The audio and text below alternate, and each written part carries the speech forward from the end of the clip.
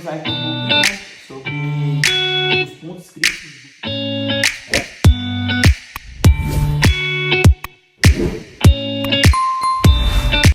Olá pessoal, sejam bem-vindos a mais um podcast Me Ajuda Contador. E hoje a gente vai falar um pouco sobre os 5 mitos do mundo do empreendedorismo, né? As grandes verdades e fazer com que você evite armadilha nesse caminho, né? Hoje tá aqui eu, Edson, Jordi, Hugo e a Clênia.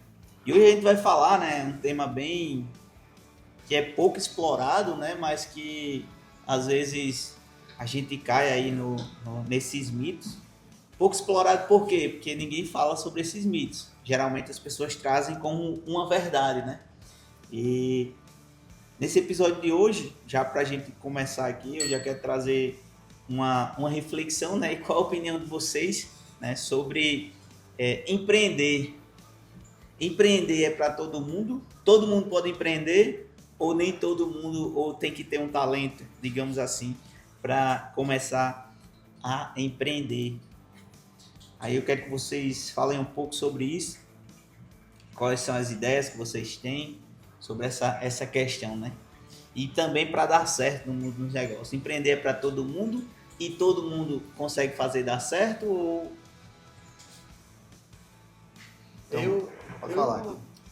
Eu vou na linha de que sim, é para todo mundo, desde que essa pessoa decida que ela quer realmente empreender, né? Porque se for só se aventurar ou então achar que vai ser as mil maravilhas, que vai ser fácil, pode ser que seja até, né? Mas na grande maioria dos casos a gente sabe que tem os seus percalços e tem muita coisa que você vai precisar desenvolver até em você mesmo para poder fazer o seu negócio dar certo. Eu vejo o empreendedorismo de uma forma, para ficar assim, bem clara para você que está nos ouvindo, não só a pessoa que ela tem o seu negócio em empresa. Uma pessoa que ela trabalha de carteira assinada, ela está empreendendo. Ela está disponibilizando ali o seu tempo para com aquela empresa. Então, se a gente for responder aqui essa sua pergunta que você fez, se empreender é para todos, eu acredito que sim, e aí cada um vai empreender de uma determinada forma. Isso aí. É bom a gente definir primeiro, né, o que é empreender, né, para depois aí a gente ramificar o assunto. Para mim, empreender é simplesmente resolver alguma coisa. Então, essa pessoa ela está empreendendo, né? Ela está colocando algum empreendimento sobre um problema que é uma solução. Bom, primeiro eu penso assim. Segundo, qualquer pessoa ela pode resolver um problema? Sim, qualquer pessoa pode resolver. Agora, vai ter tipos de problemas, vai ter estágios de problema.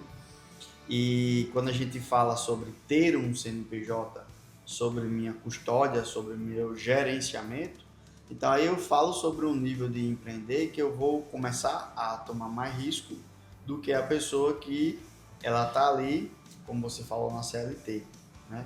Um MEI ele tem um risco, a ME tem outro risco, uma empresa de grande porte tem outro risco, uma empresa que está na Bolsa de Valores ela tem outro risco, né? Já tem mais especulação, né? Sobre qualquer especulação de mercado pode interferir naquela empresa, qualquer especulação de mercado que tenha algum tipo de impacto, né, na empresa que a gente possa analisar. Mas a grande questão é que sim, você vai escolher o estágio que você quer empreender, e aí a gente vai falar um pouquinho sobre algumas verdades ou algumas não verdades ou algumas mentiras, né? Mas que qualquer pessoa pode empreender desde que ela se torne uma pessoa solucionadora. E para falar de ser uma pessoa solucionadora, aí tem vários estágios. Tem um repetidor, aquela pessoa que você vai oferecer um framework de trabalho e ela vai ficar ali todo dia repetindo. Vamos separar em 2 grupos. E tem o criador, aquela pessoa que está presente para os problemas que estão ao seu redor, e aí ela vai começar a ter uma antevisão né? Em cima daquilo ali, ela vai começar a criar novas soluções, ela está presente para isso aí, e uma hora ela vai acertar numa solução que compense para ela, financeiramente falando. Exatamente. Vocês se acham, como o Jordi falou, né, empreender é solucionar algo. Vocês se acham uma pessoa solucionador e por quê, né? E como é que vocês identificam uma oportunidade, né? Porque assim, a gente tem pessoas em vários estágios, né? Então uma pessoa que está no CLT, ela pode estar empreendendo, mas ela poderia estar faturando mais em outra coisa, né? E como é que vocês se consideram e como é que eu posso expandir o meu leque, digamos assim, né? Nessa questão. É interessante. Eu me considero, sim, hoje um solucionador. Já foi, e você pode transicionar entre esses estágios que o Jordi falou, né? E trazendo para esse ponto de CLT, é muito da questão de assumir o risco, né? Como o Jordi citou aí sobre a cada nível que você está, você vai ter riscos diferentes, vai ter situações diferentes, digamos assim, também, né, para resolver. E vai estar mais exposto. Então, o seu sucesso nesse sentido vai também ser impactado de quanto você está disposto a se expor, a assumir esses riscos para conseguir crescer no ramo que você se propõe, na atividade que você se propõe ali a fazer. Eu me considero sim um empreendedor, trazendo para a minha área hoje, a área que eu atuo, que é a área da contabilidade, onde eu presto desde uma abertura de empresa, aqui na nossa empresa, a um acompanhamento financeiro, que é algo que a gente tem também, uma orientação, já que, como a gente já falou aqui em outros podcasts, a quantidade de empresas que elas quebram nesses primeiros 5 anos aí. Então, o nosso papel aqui hoje no escritório, poder orientar nosso cliente da melhor forma para que o cliente ele venha ter esse sucesso na empresa, principalmente para quem está iniciando. Eu fico muito presente para focar em resolver problemas. E aí, se essas considerações, elas vão ser meio que um efeito paralelo, né? Então, eu acredito que se eu focar mais na raiz, eu não vou me apegar muito ao rótulo, porque o empreendedorismo, ele não é um estágio estático, né, que você vai carregar. Você, na sua trajetória, você pode perder essa essência de solucionador. Ou entrar numa zona onde essa zona ela te gerou um certo conforto. E até mesmo a falta de resultado também pode, né? Ou a falta de resultado, ou a falta de alcançar as expectativas que você tem sobre o negócio. E aí você também, né? e aí você vira um repetidor.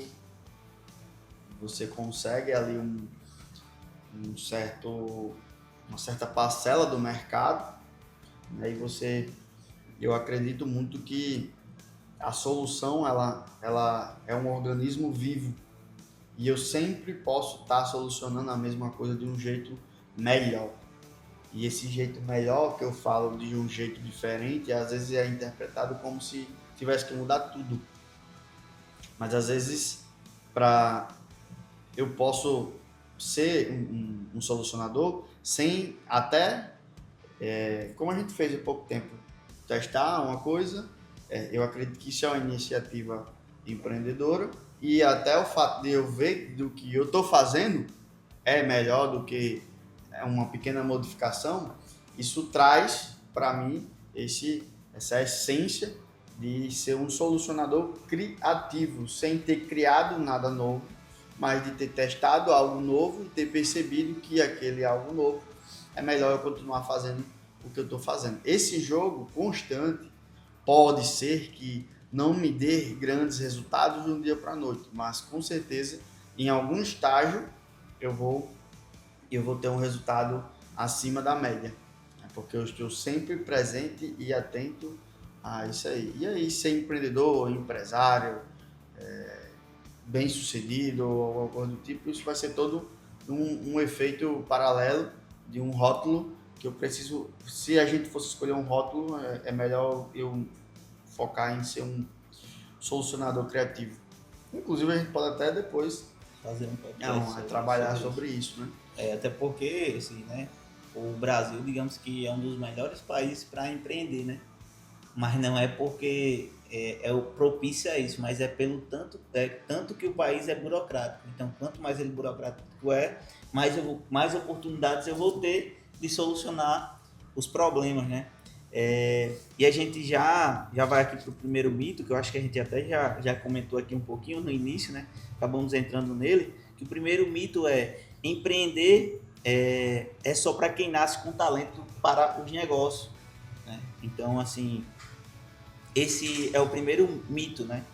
Porque eu vou deixar vocês discutirem um pouco sobre isso, mas eu vou deixar aqui na mesa, né? Que assim como empreender é uma habilidade. Não sei se vocês concordam, né? É uma habilidade e que toda habilidade ela pode ser aprendida, né?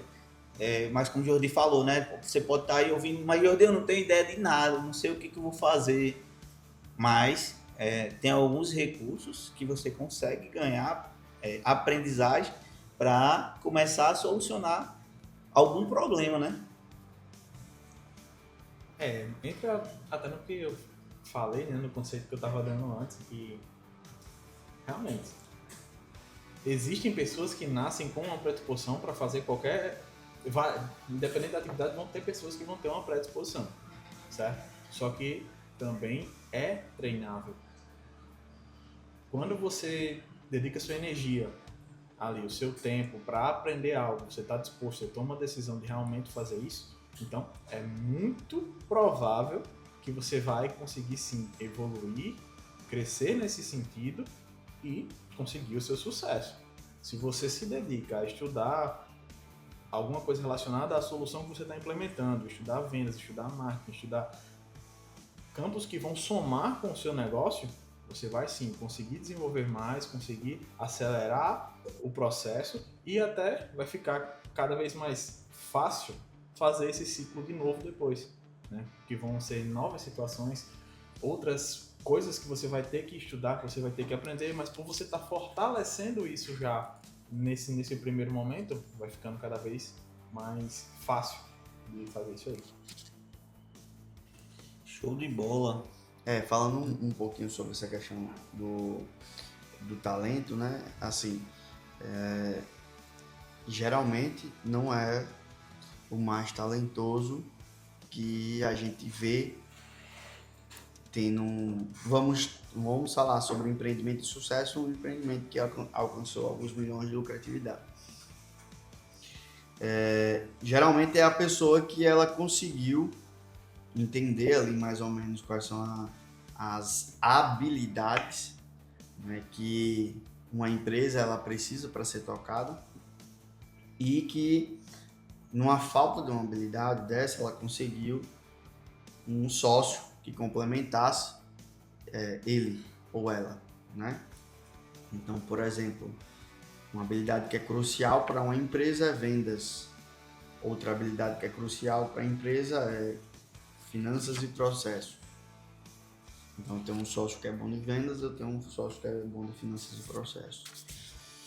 Mas, se eu for falar de um escritório de contabilidade, eu vou precisar de uma habilidade técnica. Então, aí eu vou precisar de uma pessoa que entenda ali minimamente de pessoas, porque se eu não tiver, eu vou precisar montar uma equipe. Então, aí é outra habilidade, né? Sim. Inclusive até pode ser também outro tema de outro podcast que a gente pode trabalhar só a questão, né, das habilidades, né? Quais são as principais habilidades, né, para a gente empreender. Então essa questão de talento, ela ocorre, esse fenômeno, né, de chamar a pessoa de talentoso, inclusive os livros que falam sobre talento, a teoria que ficou famosa foi a teoria das 10.000 horas, por exemplo, né? Beethoven, aos 8 anos de idade, ele já tinha as 10.000 horas de treino, né? Então ele tem, o Beethoven não é o Mozart, ele é tido como um talento, da música, e aí esse estudioso, salvo me engano o nome do cara, é Michael Gladwell, uma coisa assim, que ele criou lá a teoria das 10.000 horas. E ele começou a ajudar várias pessoas. Outra pessoa talentosa é o Mike Phelps, né? Mas aí ele passou 7 anos treinando pelo menos 4 horas por dia, de domingo a domingo. Então esse fenômeno, né, e por isso que é um mito, né? Sim. Empreender para quem nasceu com talento, esse fenômeno geralmente acontece quando você vê uma pessoa que tornou algo difícil se tornar fácil. E geralmente isso acontece com a prática. Logicamente, há algumas situações onde que eu consigo ter uma identificação maior, e aí acontece um fenômeno que eu chamo esse fenômeno de distorção de tempo. Aí essa pessoa ela consegue, numa curva menor de tempo, se tornar extremamente melhor do que outra pessoa naquele mesmo intervalo de tempo. E eu acredito que, se não for nada relacionado a preferências biológicas, como por exemplo o basquete, tem uma tendência a pessoa ter uma preferência biológica, uma pessoa maior, com os braços mais... Enfim, mas se não tiver nenhuma preferência biológica, que a pessoa até pode retirar essa diferença, eu acredito que qualquer pessoa pode alcançar um estágio realmente considerável, entendendo esse processo prático, que também não é só praticar, mas entendendo esse framework, que vários estudiosos já fizeram esse trabalho, e aplicando na vida, né? Então, outro exemplo também que a gente tem, que a gente chama de um fenômeno, é o Bolt, né? Na questão da corrida. Mas se você for olhar o histórico do cara, tempo de treino, e ele tem uma biologia que dá uma preferência, mas também tem um esforço ali inteligente em cima de uma intimidade que ele já nasceu com a corrida. Sim. A predisposição que a pessoa já tem ali para a gente tá indo pro lado do esporte, né, que é o que você está falando. Isso. Mas o esforço, né? O Kobe Bryant, né, o que ele fazia, perdendo campeonato e no outro dia já treinando para buscar uma melhor performance, para buscar o objetivo dele. Então a gente pode chamar, vamos transformar, né? Empreender para quem tem talento. Existem algumas pessoas que têm, resumindo esse tópico, né? Existem algumas pessoas que vai ter mais predisposição, mas empreender é para quem tem um certo nível de algumas habilidades, e como a gente definiu como solucionador, né? E tem as habilidades do mundo dos negócios, e também vai ter a habilidade técnica daquilo que ele quer solucionar. Se ele tem, ou a habilidade que ele tem de conseguir pessoas que têm. Então, dica prática para você que está aí nesse estágio, né? Quer começar a empreender, ou você não tem nenhuma ideia ainda, né? Busque estar perto de pessoas que tenham ideias, ou também só parar para escutar o que as pessoas estão precisando, e a partir daí você já consegue tá começando a empreender. Como falou, o CLT, veja o que as pessoas perto de você estão falando e o que você pode fazer extra, né? E também você investir em educação, né? Principalmente se desenvolver, né? Como a gente falou aqui, a gente deu alguns exemplos. Não é só ter o talento, eu tenho que me desenvolver, até porque o talento por si só ele não vai fazer com que você consiga empreender. Você pode ter uma maior disposição com isso, mas não é uma garantia de que você vai dar certo, só o talento. Mas o talento, junto com o esforço, junto com a educação, você continuar melhorando, isso aí dificilmente você vai parar, né?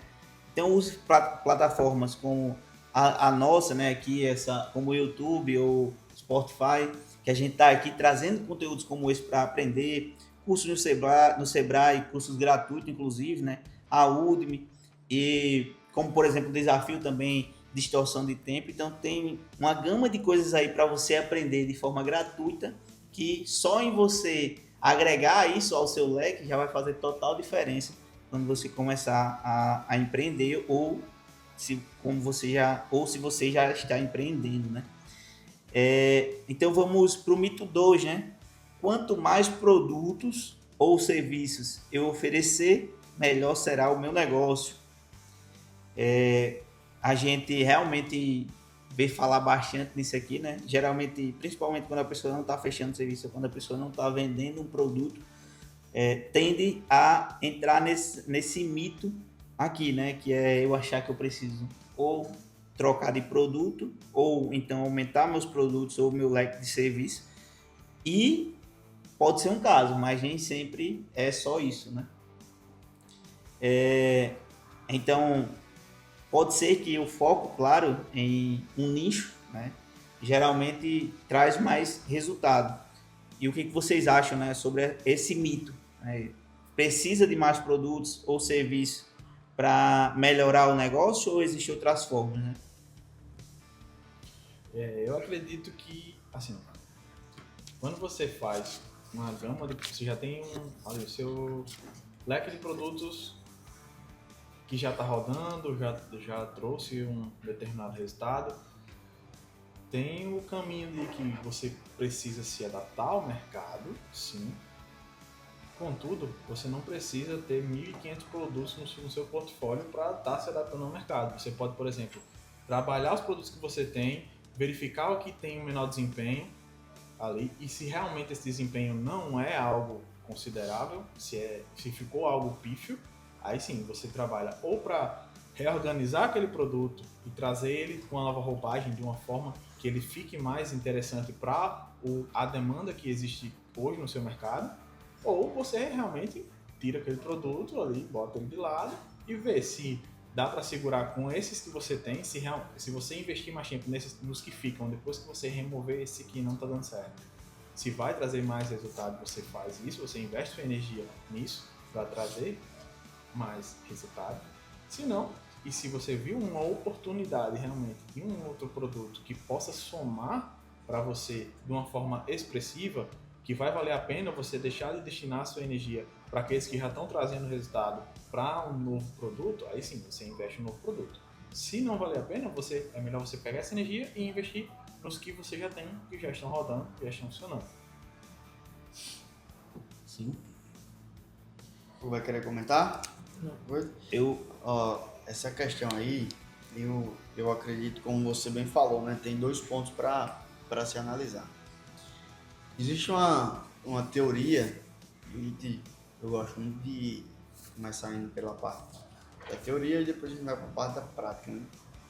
Existe uma teoria nova, é considerada nova no mundo estratégico dos negócios, se chama a teoria da cauda longa, né? Que foi a teoria, inclusive, que a Amazon ela explodiu a partir, né, dessa estratégia, que é o quê?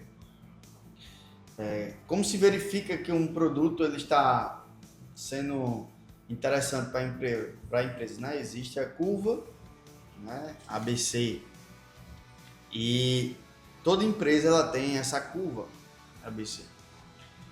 Só que existe um lapso enorme de produtos que não estão nessa curva.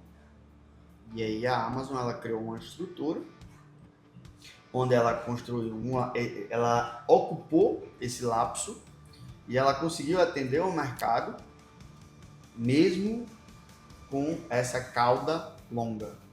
E aí, na época que surgiu essa teoria, se acreditava que esse é o futuro, né, dos negócios, né, relacionados a produto.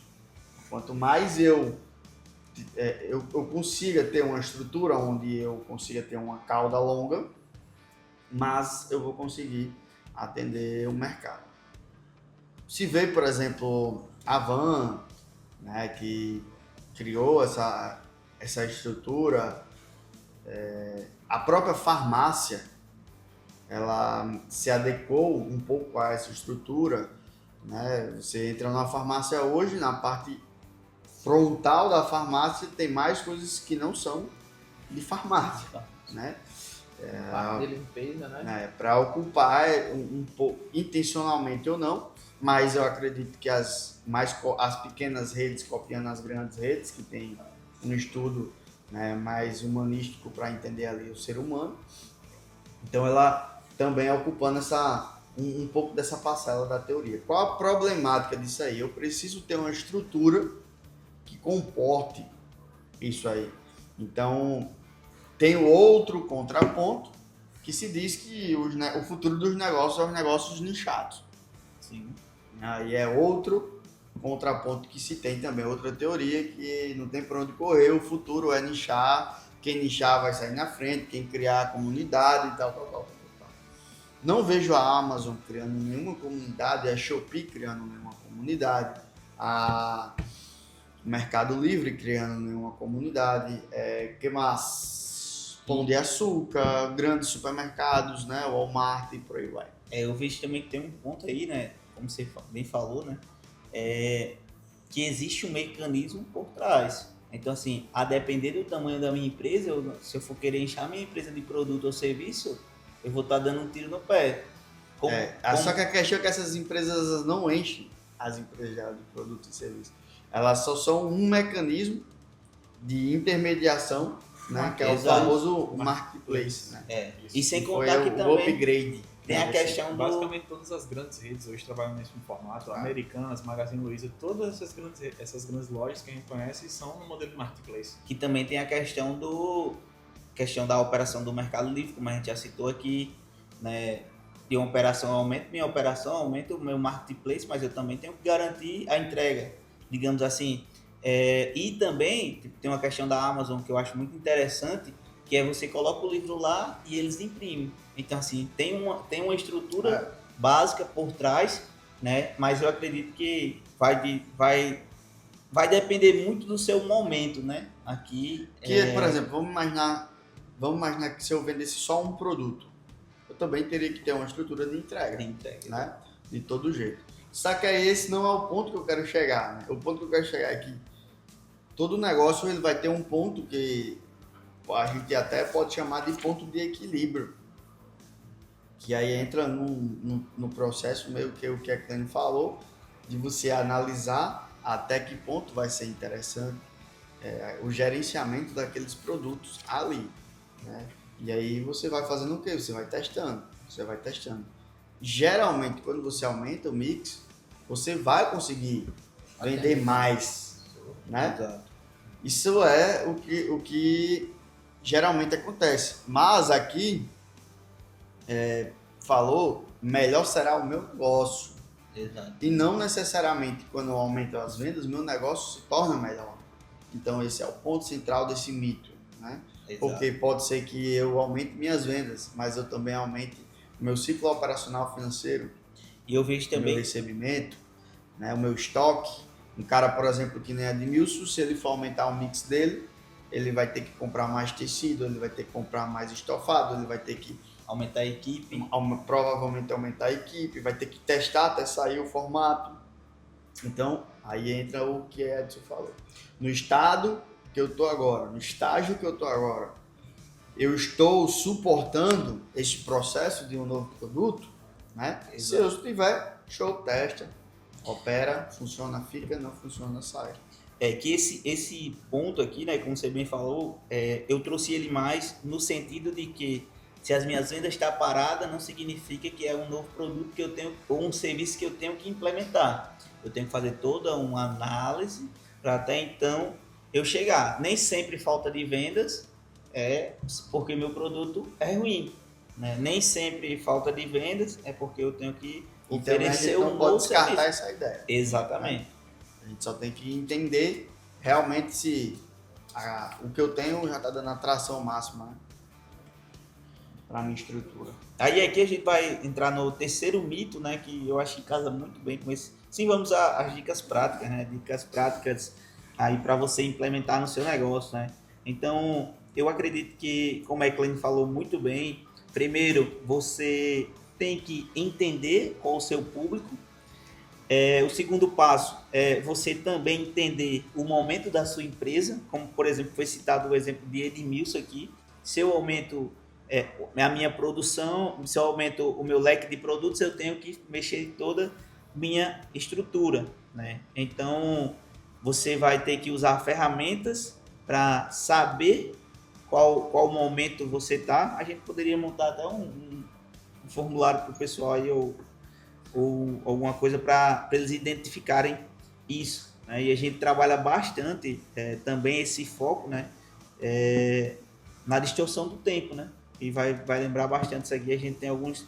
Você escolhe uma área lá que quer focar, pode ser a sua empresa, e você começa a identificar esses pontos. E aqui o terceiro mito que eu trouxe foi: ter um produto incrível é suficiente para garantir as vendas. A gente entra num contraponto aqui, né? Mas que na maioria das vezes a gente foca só no produto e acredita que ele vai ser suficiente, né? E não tem estratégia de venda, não tem uma estratégia por trás, e às vezes até o mercado ele é culpado por isso, né? E com isso, né? Ter um produto incrível, só um produto incrível, como eu falei, né? E não ter estratégia é o suficiente, ou é o primeiro passo, ou fazer de qualquer jeito também dá certo, porque a gente sempre que traz um mito, traz um contraponto, né? É interessante isso aí. A gente pode trazer, por exemplo, a Apple. A Apple foi a primeira empresa a explodir no mundo de computadores.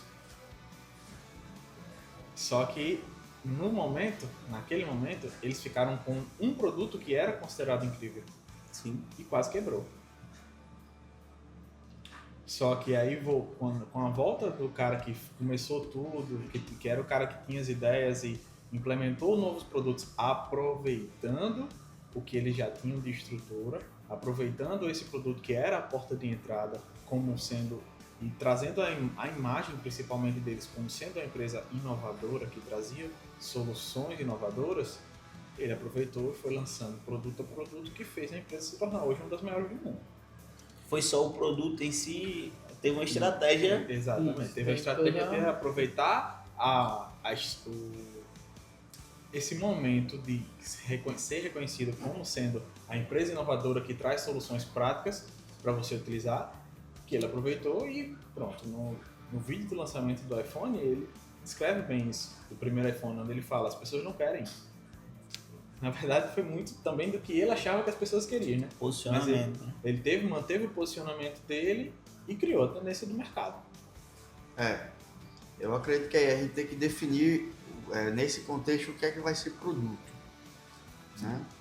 Para aí a gente começar a discutir essa ideia, porque a taça pode ser, Sim. né? Essa taça aqui pode ser, o produto é uma taça, simplesmente é uma taça, ou o produto em si. Quando eu falo o produto, um tênis, por exemplo, qual é o produto que você vende? Eu vendo o Olímpicos Corre 4, o Nike Pegasus, né? Aí eu vou englobar a marca, né? Mas não necessariamente eu não estou falando do produto, né? Então, assim, se a gente for vender o smartphone em si, pegando o exemplo da Apple, é um smartphone, né? Agora, o produto Apple, ele é um produto diferente. Inclusive, nesse evento que você está falando, onde tiraram o Steve Jobs e retornaram ele, a primeira ação que ele fez foi porque tinha 250 projetos rodando ao mesmo tempo, e ele reduziu isso para 6 projetos. E quando ele percebeu o potencial do iPhone, ele reduziu a atenção dele maior para a questão do iPhone, né, em si. Aí, no livro Empresas Feitas para Vencer, ele fala sobre ascensões como essa de empresas com apenas um produto. Porém, muitas das vezes, como por exemplo a da BlackBerry, né, que tinha apenas um produto, ele não conseguiu se adaptar ao mercado e acabou levando uma bola nas costas do mercado. Então, trazendo um mito, né, que Edson falou, ter um produto incrível, ele pode garantir as vendas? Sim, não para sempre. Né? E esse mercado, Então eu penso assim. E não só o produto incrível, né? Porque assim, esse ponto aqui, para definir, ele trouxe esse ponto no quesito de eu tenho um produto, mas que ninguém conhece ele, ou pouca gente conhece ele. Então esse produto ele pode até ser incrível. Ele vai vender, conforme você falou, por um certo período de tempo. Mas depois daí eu tenho que buscar um caminho para... É porque assim, quando a gente fala produto incrível, tem alguns exemplos que vêm na minha mente que os caras não investiram absolutamente nada em marketing. Microsoft, por exemplo, ele não... Facebook, por exemplo, né? Eles não investiram nada em marketing. O produto realmente era um produto incrível. Só que a gente vê as oscilações que tiveram até eles calibrar para ser uma empresa bilionária. sim, Né? Então, Como, por exemplo, teve a questão aquela empresa que quebrou, né? Acho que era Snapchat. Era Snapchat, tinha tudo para ser uma promessa. Foi na verdade. Promessa, ela foi um uma unicórnio. empresa e isso. Ela foi um unicórnio, ela passou ela teve um valuation bilionário. E eu acho que é esse o ponto central desse mito, né? O produto incrível, ele garante as vendas, mas não para sempre. Então, eu tenho que estar presente para estar pelo menos alguns passos ali à frente do mercado, para não levar, ou quando eu levar a bola nas costas, eu pelo menos, pegando a metáfora do futebol, eu consiga pelo menos igualar ali na marcação, dar uns corão, ou alguma coisa do tipo, evitar Ou até aquele mesmo fazer gol. a falta, né? Ou até mesmo fazer a falta nisso aí. Né? Parar a jogar, estancar isso aí, né? E tem que tomar um certo cuidado de quando você considera que você tem um produto incrível e quando você até validou em algumas vezes, né, que tem um produto incrível, de não deixar essa arrogância também fazer o seu negócio quebrar, como uma empresa que o Jody falou, que foi a BlackBerry, né? Que manteve, por ter um histórico de ter um produto de qualidade, um produto incrível validado no mercado, ficou travada em algumas entrevistas, algumas coisas mostram a diretoria de certa forma arrogante com relação ao iPhone, que o pessoal não quer tela, o pessoal quer o teclado para digitar, e que acabou levando a quebra de hoje uma empresa que vale 1% do que ela já chegou a valer e que ninguém mais ouve nem falar. E a gente tem, por exemplo, a gente tem que ter bastante cuidado também, né? Vocês consideram seu produto incrível, mas se você pegar, por exemplo, o caso do Snapchat, que até foi feitas várias propostas para ser vendido e veio uma marca maior e engoliu. Que inclusive né? quis comprar eles inicialmente. Exatamente. Então, assim, ter bastante cuidado. Assim, seu produto pode ser incrível, mas será que ele é único, né? Davi pegou o Snapchat? Pegou, não. Mas não é tão velho, não, né? Não sei se eu tô ficando velho. Tem uma situação também, né? Que Ele é um a ano mais novo que a gente. explodiu, que antigamente era a parte de CD, DVD, fita cassete. A empresa ela acabou não evoluindo, a Netflix ela chegou, revolucionou o mercado, né? Foi. Essa parte A Blockbuster. de streams. Então, assim, para dicas essenciais para o dia de hoje, né, para o seu produto conseguir performar melhor, né, investir em marketing, redes sociais como o Instagram e TikTok, e outros canais, por exemplo, tem alguns negócios que vão performar melhor no Google, né? Então, assim, essa dica não vai definir o seu negócio, mas com certeza vai ajudar a potencializá-lo e ver se seu produto aqui está nessa gama de produto incrível e com um marketing por trás. Aí não tem como segurar você, né? E é interessante, só um comentário, né? Que Jody citou que essas empresas não investiram em marketing. E hoje é para onde você tem que investir para fazer marketing para poder ter resultado para o seu negócio. Falando do Facebook, né? Facebook. Falando uma dica prática para o pessoal, né? Deixa o benefício da dúvida, né, em relação primeiro, a continuidade do seu produto. Será que meu produto ele vai ter uma continuidade? Uma hora ele pode não ter uma continuidade. Como é que eu faço? Eu olho para as próximas tendências do mercado, como é que eu faço? Como é que eu adaptaria esse produto para ele ter uma continuidade maior? Porque vai ser assim, a data de validade, ela existe. Para o seu produto hoje no mercado não tem como correr. E como é que eu faço para aumentar a data de validade de 2, 3, 4, 5 anos? Qual a expertise que eu tenho que ter dominando para eu conseguir fazer isso, né? Simplesmente o mercado pode ter uma reviravolta enorme e a pessoa que tem essa expertise aqui, ela pode estar melhor posicionada e simplesmente embarcar ali e pegar aquela parte, não dá tempo. E foi o que aconteceu com o iPhone. Ele não tinha parcela do mercado e pegou uma parcela do mercado, fidelizou, e a BlackBerry mesmo depois não dá mais tempo. E até hoje não deu mais tempo para nenhuma outra empresa. Exatamente, porque para quem não conhece a BlackBerry também ele teve a situação da Nokia, que aconteceu a mesma coisa. A Nokia era muito mais conhecida e confiável. Exatamente. Vamos partir para o mito 4, e esse mito aqui ele é bem polêmico, né? Porque eu não vou nem comentar nada, né? Vou deixar para vocês comentarem. O mito 4, empreender significa liberdade total de tempo e dinheiro, né? E aqui está o grande causador das pessoas, na maioria das vezes, se frustrarem. E aí? Quer dar alguma definição sobre isso, não, né? Eu acho que é bem claro já, né? Aí já está bem claro. E, quem fala assim, ele foi bem extremo aqui, né? Liberdade total de tempo e dinheiro. Eu acredito que sim, vai trazer uma liberdade, mas não no início. Porque no início, isso levando para o lado de negócio, né? Você está empreendendo no seu negócio. Você vai ter que investir ali mais tempo, mais energia para fazer essa roda girar, testar os produtos, validar produto, ficar atento ao mercado. E com o crescimento do seu negócio, você vai precisar desenvolver outras habilidades e direcionar essas tarefas mais exigentes, digamos assim, de energia mesmo física, digamos assim, para outras pessoas, que você tem que investir inicialmente também energia neles para treinar os primeiros. Isso mesmo. Exatamente. Resumiu tudo aí. Alguém vai comentar mais alguma coisa sobre isso, né?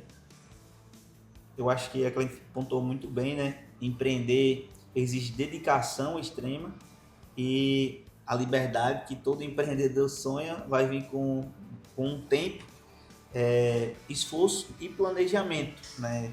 Por isso que eu falo com o tempo. Não vou nem dizer muito tempo, porque vai depender muito do seu negócio, e às vezes você acerta num negócio, né? E esse negócio ele escala muito rápido. Então, dica prática: estabeleça as rotinas organizadas e usar ferramentas como o calendário do Google, aí tem seu calendário também, Notion, para você, nesse início, equilibrar o seu trabalho e a vida pessoal. Apesar de não ter como você separar, mas você tem que identificar quais são as atividades de cada um e a partir daí começar a ter um equilíbrio, né? Vamos lá para o mito número... Tem alguma dica prática? Mais alguém? Não. Acho que foi bem completo, né? Aqui é um mito que a gente sente na pele, né? Aqui, onde diz assim: empresas pequenas não precisam de tecnologia. Né? Aqui eu acho que é bastante disso, né? As empresas menores, eu acredito que também até pela escassez de financeiro, por não me entender, acaba não conseguindo investir energia em algumas tecnologias que podem solucionar o trabalho braçal, né? Em alguns aspectos. Exato. E assim, como o Edson até descreveu agora nesse final, né? a tecnologia pode facilitar e acelerar principalmente essas atividades que são repetitivas, que são braçais, ali que implementando as ferramentas certas, no ponto certo, você vai conseguir. Hoje não foi providas. Implementando as ferramentas certas, no momento certo, você vai conseguir ali lidar melhor com a maioria dessas situações básicas e poder investir sua energia no que realmente vai surgir de novo, até para, se você for olhar por esse lado, ir em busca de novas soluções que possam automatizar essas situações para que você ganhe mais tempo, continue crescendo no seu negócio. Show de bola. Você vai. Assim, a questão da tecnologia é porque se associa muito à tecnologia, à